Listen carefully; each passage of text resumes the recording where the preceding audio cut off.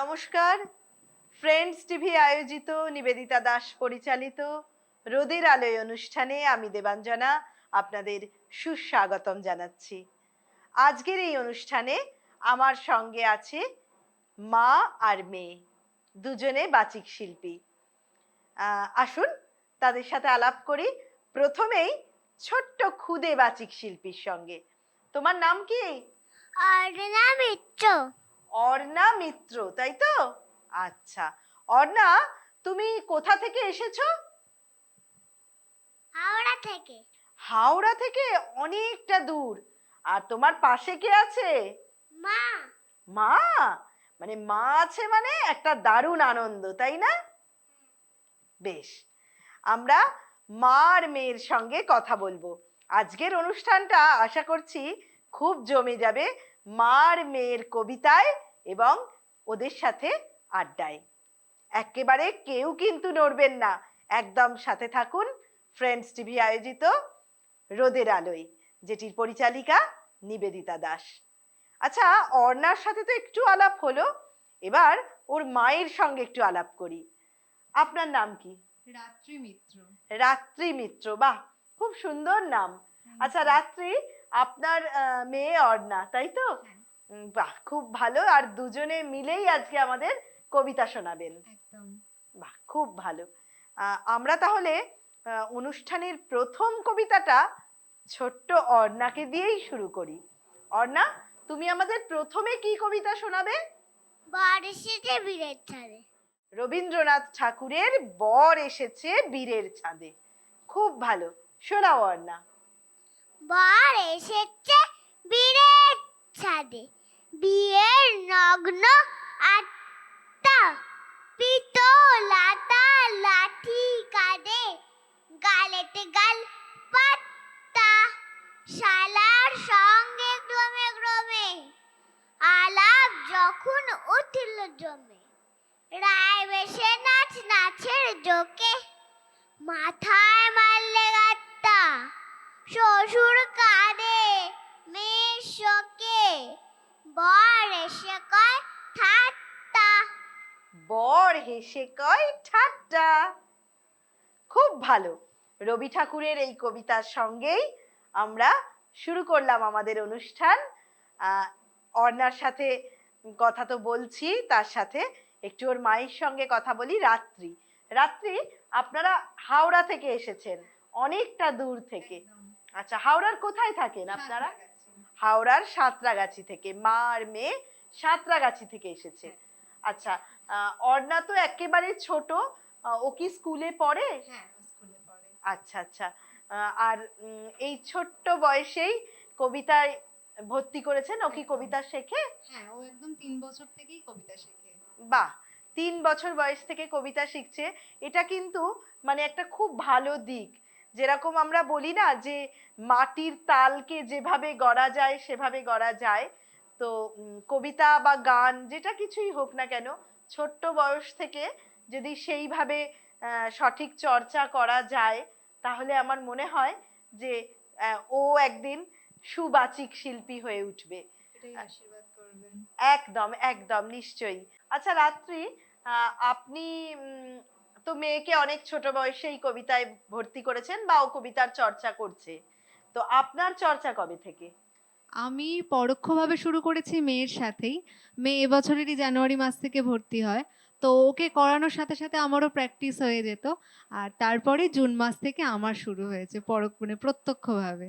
বেশ, কিন্তু সেটা তো একটা অন্যরকম ভাবে, কিন্তু নিশ্চয়ই আপনার মনের মধ্যে কবিতার বীজটা অনেক আগেই বপন হয়েছে, তাই না? একদম তাই। আমি গান শিখতাম ছোট থেকে। তারপরে আমি নিজেও কবিতা লিখতাম। বাহ, আর যার জন্য বলা এই জিনিসটা আমার ভালো লাগতো। যারই শুনতাম আমার খুব আকর্ষণ করতো আমাকে। তো সেখান থেকে মনের মধ্যে সুপ্ত ইচ্ছাটাকে মানে বাসনাটাকে পূরণ করেছি। খুব ভালো, খুব ভালো। তাহলে এখন আর বেশি কথা বলবো না, আপনার সাথে আবার অনেক কথা বলবো, অনেক আড্ডা মারবো। নিশ্চয়ই। কিন্তু আজকে একটা কবিতা আগে আপনার শুনি। ঠিক আছে।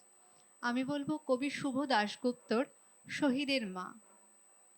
শহীদের মা, শহীদের মা, কেমন আছো তুমি? তোমাকে বাদ দিয়েই বাঁচছে স্বাধীন জন্মভূমি। শহীদের মা, তোমার ছেলের বুদ্ধি ছিল না, তাই তো তুমি বাসন মাজো।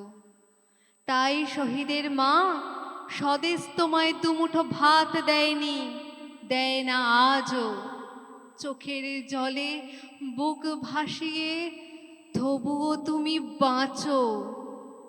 তোমার ছেলে শহীদ বলে এখন রাজা আমরা।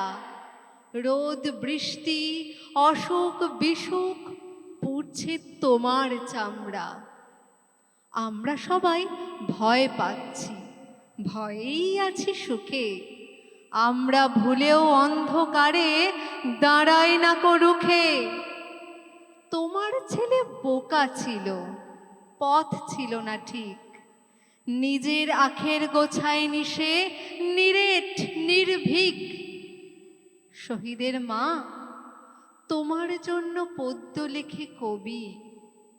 শহীদের মা, মা জননী, তুমি কি কে বলি ছবি? আপনি কবিতাটি বললেন আর আমার চোখ যেন জলে ভরে আসছে। সত্যি তাই, আমরা এখন প্রতিবাদ করতে ভয় পাই, আর ভয় পাই চারপাশটাকে। কিন্তু নিশ্চয়ই আমরা একটা সুসময়ে ফিরে আসব। এই অসুখ থেকে আমরা খুব তাড়াতাড়ি সুস্থ হব, সুস্থ পৃথিবীতে আসব। সেই আশা নিয়েই আবার ফিরে আসি ছোট্ট অর্ণার কাছে, যে অর্ণা আমাদের ভবিষ্যৎ প্রজন্ম। এরকম ছোট ছোট অর্ণারা যেন আমাদের এক সুন্দর পৃথিবীতে সুন্দরভাবে বড় হয়ে উঠতে পারে, এই আশা নিয়ে থাকি। অর্ণা, তুমি আমাদের এখন কি কবিতা শোনাবে? অবিল্লি? গৌরী ধর্মপালের অবিল্লি? তোমার বাড়ির কাছে কি বিল্লি আছে? নেই? তুমি মাইক্রোফোনটা একটু তুলে নাও। আচ্ছা, অবিল্লি মানে তুমি ছোট্ট একটা বেড়াল বাচ্চাকে নিয়ে কবিতা বলবে, তাই তো? বলো। বিল্লি বিল্লি উঠে কোথায় চললি? কাতারে কেচে পাতে দুধ মেখেছি ভাতে। খেয়ে গিয়ে সোনা কে করেছে মানা? আয়না কাছে লক্ষ্মী খাবি মাছের চক্কি। বাবু হয়ে বস না, আস্তে কাটা চোষ না। অত কিসের তারা, আছে কি তোর পড়া? পাতি চাচা মোচা, কলে গিয়ে আচা। ও গিরে, এ তো মুখেই চললি। ও বিল্লি বিল্লি। অবিল্লি বিল্লি? আর যদি বেড়াল বাচ্চাটা তোমার কাছে চলে আসে, তুমি তাকে পড়াশোনা শেখাবে তো? অ আ ক খ এবিসিডি শেখাবে তো? বেশ, খুব ভালো বলেছো, খুব ভালো।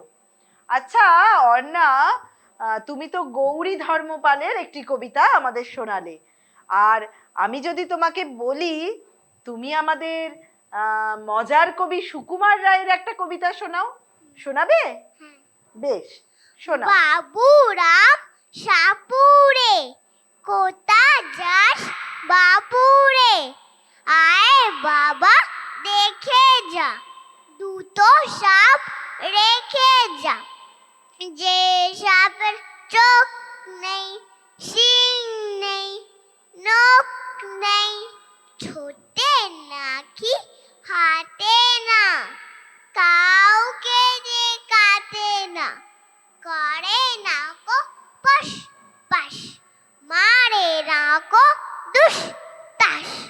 নেই কোনো উৎপাত, খায় শুধু দুধ ভাত।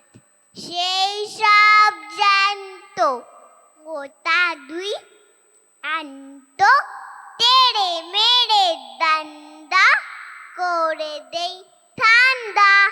ভেরি গুড, খুব ভালো হয়েছে। আর অর্ণা কবিতা বলছে আর ওর মা চুপ করে শুনছে যে কোথাও মেয়ে ভুল বললো কিনা।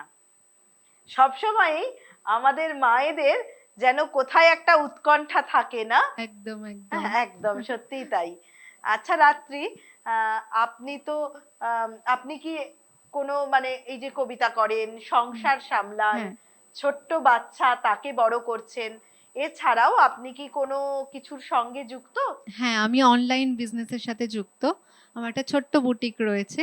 আচ্ছা, ব্যাগ নিয়ে এখন আমরা কাজ করছি। বাহ, খুব ভালো। দেখুন, মানে এটা একটা কত আনন্দের, কত একটা মানে খুশির জায়গা, যেখানে আমরা মায়েরা উম, কত কিছুই না করছি।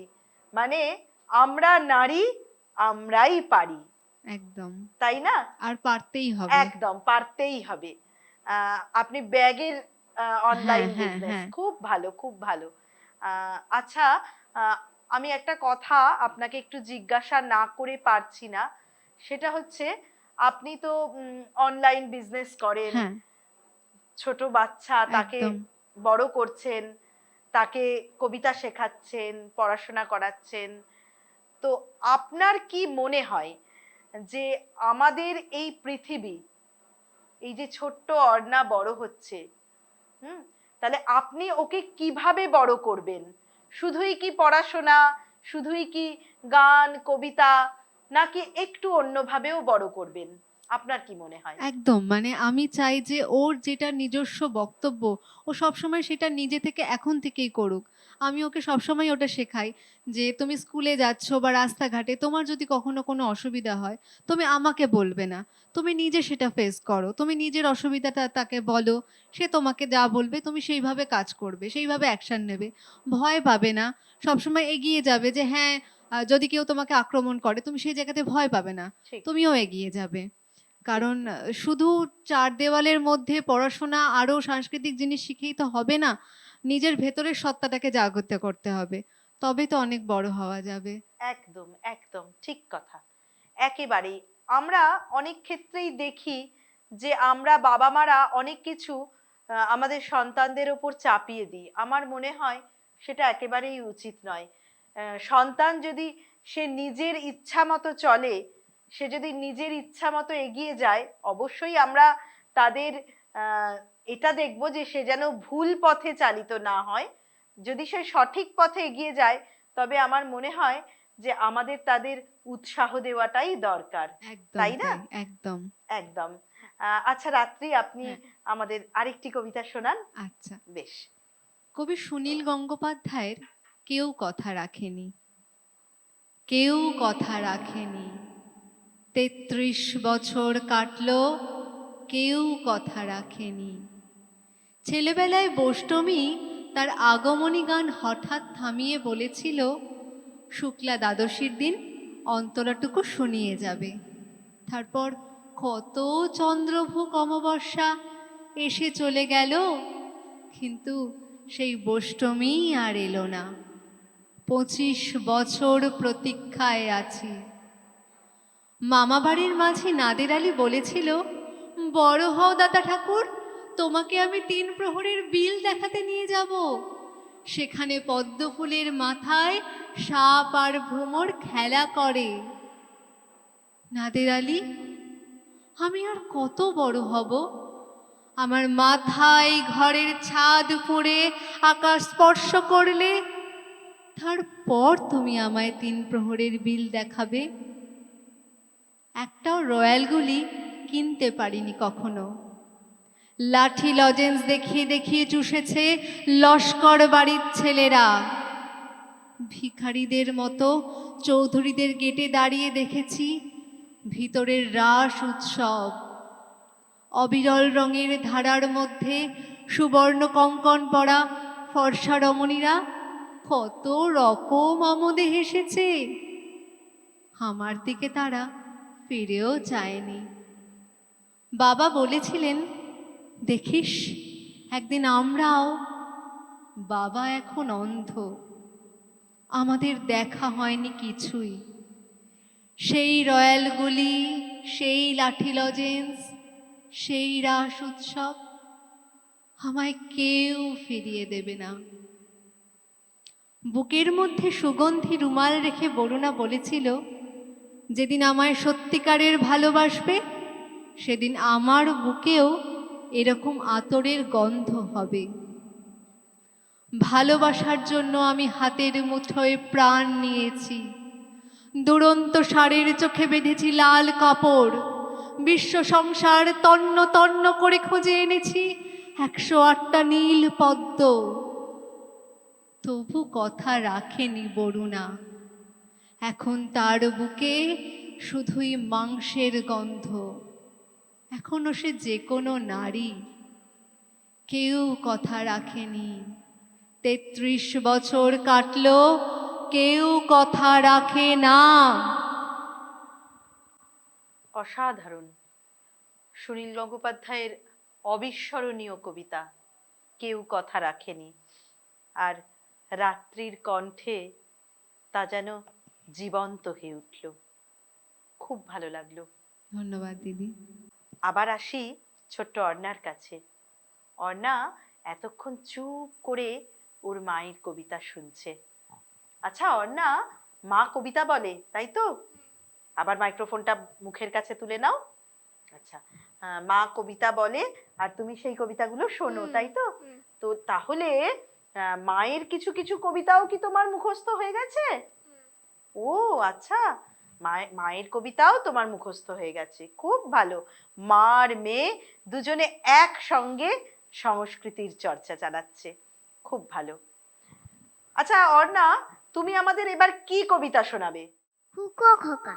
খুকু ও খোকা, খুব ভালো। তেলের শিশি ভাঙলো বলে খুকুর পরে রাগ করো, তাই তো? তাই তো? আচ্ছা শোনা। খুকু ও খোকা, তেলের শিশি ভাঙলো বলে খুকুর পরে রাগ করো। তোমরা যা সব বুড়ো খোকা, ভারত ভেঙে ভাগ করো। তার বেলা ভাঙছ প্রদেশ, ভাঙছ জেলা, জমি জমা ঘর বাড়ি, পাটের আড়ত, ধানের গোলা, কারখানা রেলগাড়ি। তার বেলা চায়ের বাগান, কয়লা খনি, কলেজ, থানা, আপিস ঘর, চেয়ার টেবিল, দেয়াল গড়ি, পিয়ন পুলিশ প্রফেসর। তার বেলা যুদ্ধ জাহাজ, জঙ্গি মোটর, কামার বিমান, অশ্বউট, ভাগা ভাগির ভাঙা ভাঙির চলছে যেন হোলির লুট। তার বেলা তেলের শিশি ভাঙলো বলে খুকুর পরে রাগ করো। তোমরা যে সব বুড়ো খোকা, বাংলা ভেঙে ভাগ করো। তার বেলা অন্নদাশঙ্কর রায়ের ছোটদের এই কবিতাটি আপাত দৃষ্টিতে মনে হয় নিছক ছড়া, কিন্তু এই কবিতাটির মধ্যে দিয়েই প্রতিবাদের ভাষা, প্রতিরোধের ভাষা। আর ছোট্ট অর্ণা সুন্দর করে এই কবিতাটি বলল। এরকম শত সহস্র অর্ণারা প্রতিবাদ করুক, প্রতিরোধে গর্জে উঠুক। আচ্ছা রাত্রি, আপনি অনলাইন বিজনেস করছেন, বাচ্চাকে বড় করছেন, নিজে কবিতার চর্চা করছেন, বাড়ির লোকের কিভাবে সমর্থন পাচ্ছেন? একদম, মা বাবার সমর্থন তো আছেই। একদম। এছাড়াও 6 বছর বিয়ে করে এসে যে মাকে পেয়েছি, তার 24 ঘন্টাই আমার প্রতি মারাত্মক রকমের সাপোর্ট রয়েছে। মা এবং আমার শ্বশুর মশাই, আমি বাবাম বলি, মানে আমি শ্বশুর শাশুড়ি থেকেও মা বাবাম বলতেই আমি বেশি অভ্যস্ত, এবং সেটাই মনে করি যে তারা সব সময় আমাকে এটা বলেছে যে সংসার নিয়ে তোকে ভাবতে হবে না, তুই মেয়েকে মানুষ কর, তুই নিজে বড় হ এবং কিছু কর। সেই জায়গা থেকে আজকে যখন আমি ভেবেছি কবিতা করব, কবিতা শিখব, তখন আমার হাজবেন্ডও এক কথায় যে হ্যাঁ তোমার যেটা ভালো লাগে, এবং মা তো অবশ্যই তুই এগিয়ে যা, তুই কর, আমি আছি। খুব ভালো লাগলো। সত্যি দেখুন, আমাদের এই অনুষ্ঠান শুধুমাত্র তো কবিতা বললাম দুটো, কবিতা বললাম চারটে, একটু কথা বললাম চলে গেলাম, তা নয়। আমরা সব সময় এটাই দেখি যে এই অনুষ্ঠানটিও যেন কিছু শিক্ষা দেয়। তো এখান থেকে কিন্তু অনেক বাবা মা, অনেক শ্বশুর শাশুড়ি তারাও কিন্তু দেখছেন যে কিভাবে শুধু শ্বশুর শাশুড়ি থেকে বাবা মা হয়ে ওঠা যায়, তাই না? একদম তাই। মানে প্রথম দিন থেকে তারা যেমন আমাকে সন্তান হিসেবে মেনে নিয়েছে, আমিও তেমনই তাদেরকে মা বাবা হিসেবেই রেখেছি। সবকিছুর ভালো। মধ্যেই ভালোভাবে আছি। খুব ভালো, খুব ভালো লাগলো আপনার সাথে কথা বলে। আর আমরা আরেকটি কবিতা শুনি আপনার কাছ নিশ্চয়ই, থেকে। নিশ্চয়ই। রবি ঠাকুরের কবিতা শুনি। ঠিক আছে। বেশ। কবিগুরু রবীন্দ্রনাথ ঠাকুরের যাত্রী। আছে, আছে স্থান, একা তুমি, তোমার শুধু একটি আঁটি ধান। না হয় হবে ঘেঁষা ঘেঁষি, এমন কিছু নয় সে বেশি। না হয় কিছু ভারী হবে আমার তরি খান।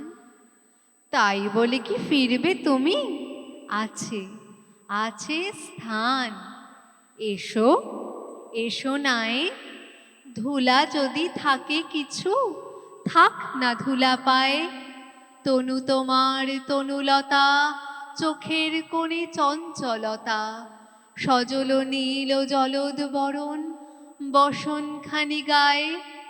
তোমার তরে হবে গো ঠাঁই, এসো, এসো নাই। যাত্রী আছে নানা, নানা ঘাটে যাবে তারা, কেউ কারো নয় জানা। তুমিও গো ক্ষণেক তরে, বসবে আমার তরি পরে। যাত্রা যখন ফুরিয়ে যাবে, মানবে না মোর মানা। এলে যদি তুমিও এসো, যাত্রী আছে নানা। কোথা তোমার স্থান? কোন গোলাতে রাখতে যাবে একটি আঁটি ধান? বলতে যদি না চাও তবে, শুনে আমার কি ফল হবে? ভাববো বসে, খেয়া যখন করব অবসান। কোন পাড়াতে যাবে তুমি? কোথা তোমার স্থান? রবি ঠাকুরের এই কবিতাটি আমাদের জীবন আদর্শের কথা বলে। আমরা এই পৃথিবীতে কত রকম অভিজ্ঞতার সম্মুখীন হই, কিন্তু সবকিছু নিয়েই আমাদের চলতে হয়, তাই না? একদম। সেই সোনার তরী কবিতার মতো নৌকায় কত মানুষ আসে, মাঝি দেখে না যে সে ভালো না মন্দ, তাদেরকে নিয়ে গন্তব্যে পৌঁছে দেওয়াটাই তার কাজ। আমাদেরও কাজ এই জীবন তরী বেয়ে চলা। এই ভরা বাদলের দিনে রবি ঠাকুরের বর্ষার কবিতা শুনতে বড় ইচ্ছা করে। রাত্রি আমাদের একটা বর্ষার কবিতা শোনান, ঠিক আছে। আর এই কবিতা দিয়েই শেষ করব আমাদের আজকের অনুষ্ঠান। আমি চেষ্টা করছি। বেশ। কবিগুরু রবীন্দ্রনাথ ঠাকুরের আষাঢ়। নীল নব ঘনে আষাঢ় গগনে, তিল ঠাঁই আর নাহিরে। ওগো আজ তোরা যাস নে ঘরের বাহিরে। বাদলের ধারা ঝরে ঝড়ো ঝড়ো, আউশের ক্ষেত জলে ভরো ভরো। কালি মাখা মেঘে ওপারে আধার ঘনিয়েছে, দেখ চাহিরে। ওগো আজ তোরা যাস নে ঘরের বাহিরে। ওই ডাকে শোনো ধেনু ঘন ঘন, ধবলিরে আনো গোহালে। এখনই আধার হবে বেলাটুকু পোহালে। দুয়ারে দাঁড়ায় ওগো দেখ দেখি, মাঠে গেছে যারা তারা ফিরিছে কি। রাখাল বালক কি জানি কোথায়, সারা দিন আজি খোয়ালে। এখনই আধার হবে বেলাটুকু পোহালে। শোনো শোনো ওই পারে যাবে বলে, কে ডাকিছে বুঝি মাঝিরে। খেয়া পাড়া পার বন্ধ হয়েছে আজিরে। পূবে হাওয়া বয় কুলে নেই কেউ, দুকুল বাহিয়া উঠে পড়ে ঢেউ। দর দর বেগে জলে পড়ি জল, ছল ছল উঠি বাজিরে। খেয়া পাড়া পার বন্ধ হয়েছে আজিরে। ওগো আজ তোরা যাস নে গো, তোরা যাস নে ঘরের বাহিরে। আকাশ আধার বেলা বেশি আর নাহিরে, ঝড়ো ঝড়ো ধারে ভিজিবে নিচল, ঘাটে যেতে পথ হয়েছে পিছল, ওই বেণুবন দুলে ঘন ঘন, পথ পাশে দেখ চাহিরে, ওগো আজ তোরা যাস নে ঘরের বাহিরে। খুব ভালো লাগলো। এভাবেই চলতে থাকুক আপনাদের কবিতার সঙ্গে পথ চলা। সবাইকে নিয়ে ভালো থাকুন আর ছোট্ট অর্ণাকে অনেক বড় করুন, এই শুভ কামনা রইল আমাদের তরফ থেকে। অনেক ধন্যবাদ। আজকের অনুষ্ঠান এই পর্যন্তই। আপনারাও থাকুন ফ্রেন্ডস টিভির সঙ্গে আমাদের সাথে। নমস্কার।